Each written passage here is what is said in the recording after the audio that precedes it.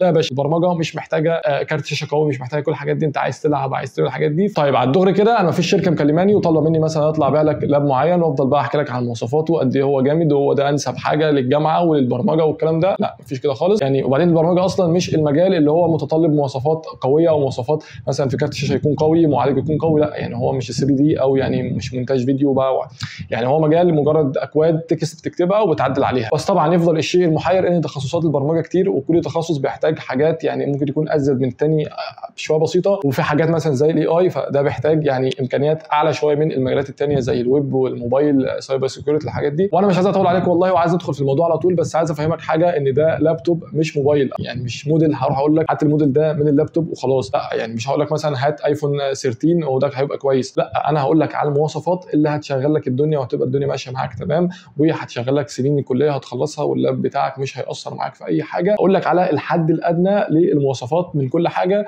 لان انا عارف ان ظروفنا كلنا مش زي بعض ومش كلنا عندنا القدره ان احنا نشتري احسن حاجه. طيب انت بقى عايز تجيب جديد استيراد مستعمل، ده براحتك، انا هقول لك على المواصفات وانت براحتك، يعني مش ملزم، انا مش ملزم اقول لك تجيب ايه، او انت ملزم تاخد المواصفات اللي انا هقول لك عليها انك تجيبها في اللاب اللي هتشتريه سواء بقى مستعمل استيراد او حتى جديد. وطبعا المواصفات اللي انا هقولها زودت عليها ده خير وبركه، انت المستفيد. عايز تقلل منها ما عندكش القدره انك تشتري المواصفات دي، يعني حتى لو عايز تقلل في حاجه فحاول تقلل في حاجه بسيطه، ما تتمداش في الموضوع عشان يعني ما تجيبش اللاب وتضطر بعد فتره انك تروح تشتري واحد كمان لانك زهقت او انك انت مش قادر تتعامل معاه. بس في كل الحالات يعني ان شاء الله الدنيا هتمشي مش هتقف يعني. وانا شايف ان كفايه كلام لحد هنا، انت تقف دلوقتي الفيديو تنزل تعمل اشتراك في القناه، تفعل الجرس، تعمل حاجاتك بقى انت فاهم، تعمل كومنت، تكتب في اي حاجه، صلي على النبي واطلع الله عشان نخش في الموضوع. طيب اول حاجه مجال زي الموبايل والويب، انا بس عايزك تبقى عارف ان دول مش محتاجين امكانيات جباره، يعني عايزك تبقى عارف كده. ولكن لو هنبدا بحاجه زي الرامات فالحد الادنى هي 8 جيجا، ولكن طبعا يستحسن تكون 16، ولكن الحد الادنى 8 وما تنزلش عنها.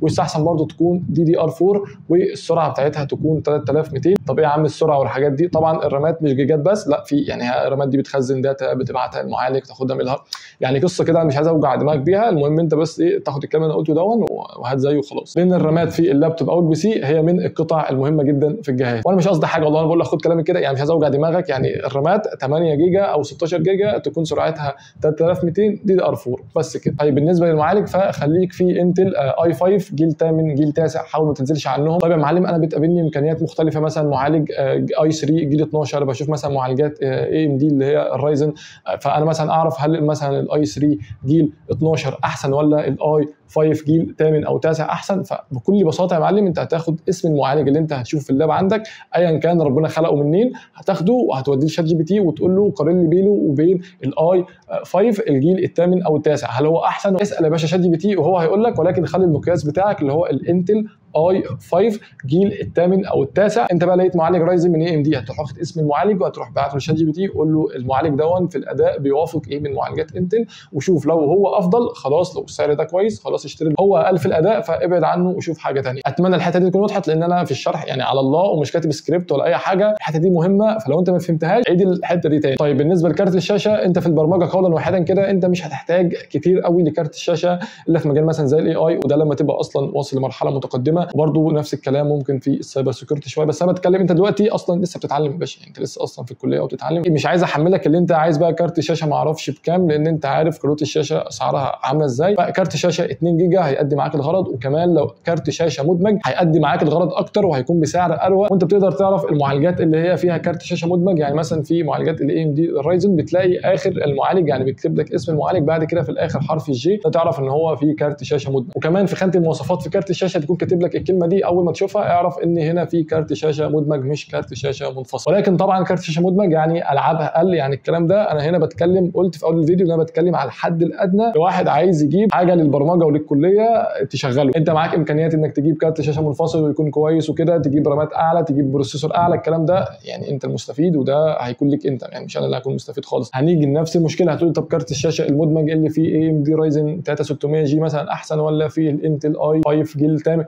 هتروح واخد نفس الموضوع وهتروح على شات جي بي تي وهتساله وهو هيقول لك ده احسن ولا ده احسن. الموضوع بسيط جدا. وهتقول لي يا باشا وانا لا لسه هروح شات جي بي تي؟ انت باشا مبرمج، انت اصلا المفروض ما تقعدش تسال حد على اي حاجه. وصدقني دي ممكن تكون اهم نصيحه ممكن تاخدها في الفيديو كله. انت خلاص عايز تبقى مبرمج او بقيت مبرمج، فانت المفروض ما تسالش اي بشر عن اي حاجه. انت مثلا وقفت معاك مشكله في الكود، هتروح يا باشا تعمل سيرش على المشكله دي، تفهم هي فين، تسال شات جي بي تي بقى، تسال جيميناي، تسال اللي تساله، المهم تلاقي المشكله وتحاول تحلها. شيء وانت بتسطب الجهاز ظهرت لك مشكله، هتاخد المشكله ظهرت لك صوره تبعتها لشات جي بي تي، تبعتها لجيميناي، تقول له المشكله دي احلها ازاي، المشكله دي تعمل لها سيرش على يوتيوب، تقعد بقى تدعبس تدور تطلع تنزل. المهم ما تروحش تسال حد عن اي حاجه. ودي مهاره اسمها مهاره البحث، ودي اهم مهاره انت مطلوب منك تتعلمها في 2024 و2025 في الوقت اللي جاي كله. اما بالنسبه لمساحه التخزين، وده جزء مهم جدا في اداء وسرعه اللابتوب او البي سي بتاعك، فانت خليك في حاجه اسمها الاس اس دي او حاجه اللي هي الان في ام اي، يعني هكتب لك اسمها. المهم انك تبعد عن الاتش دي دي اللي هو الهارد التقليدي اللي احنا كلنا عارفينه.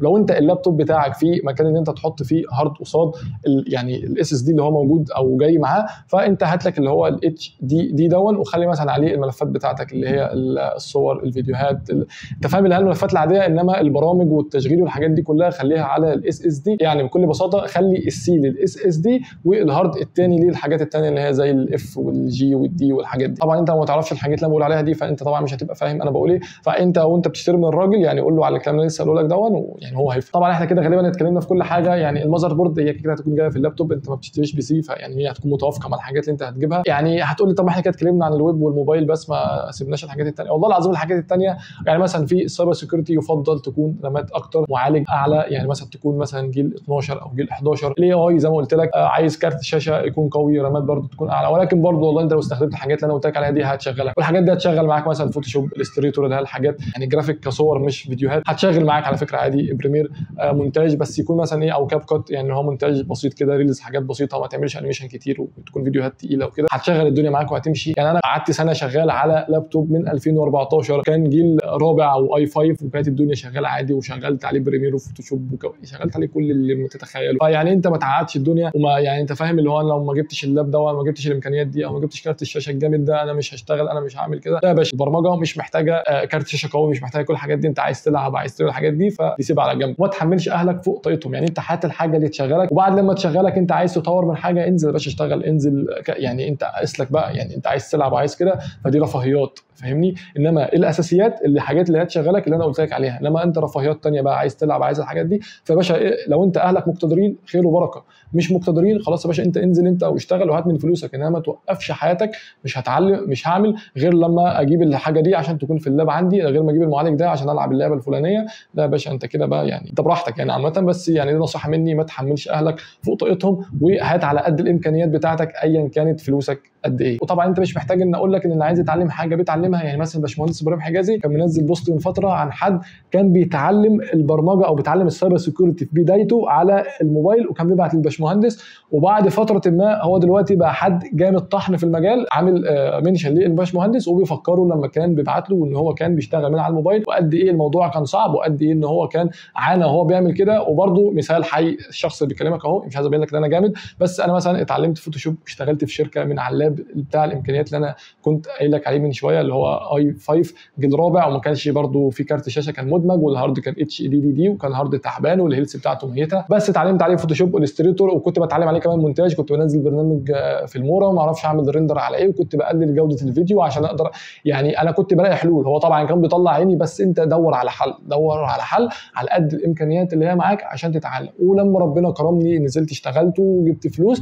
انا طورت من الحاجه اللي انا محتاجها بنفسي، ما حملتش على اهلي في اي حاجه. يعني وبكده نكون وصلنا لنهايه الفيديو. يعني اتمنى والله العظيم اكون فدتكم. انا حاولت على قد ما اقدر، يعني انا مش كويس في الشرح قوي ومتكلم كده من دماغي من غير سكريبت من غير اي حاجه. فيعني اي حد عايز اي حاجه يدخل يكتب لي في الكومنتات، يعني يسالني عليها، برد على كل الناس. لو عايز تسالني على حاجه معينه تخش عادي ابعت لي على الانستجرام، رديت طبعا على كل الناس اللي دخلت بعتت لي قبل كده. ويعني حاجاتك العاديه بقى، اللايك بتاعك، الشير لاي حد صاحبك داخل كليه او داخل جامعه وعايز يشتري لاب او كده، او اي حد عايز يشتري لاب عامه ابعت له الفيديو يعني، واعمل اشتراك في القناه وفعل الجرس. فبس كده، اشوفكم تاني على خير، يلا سلام.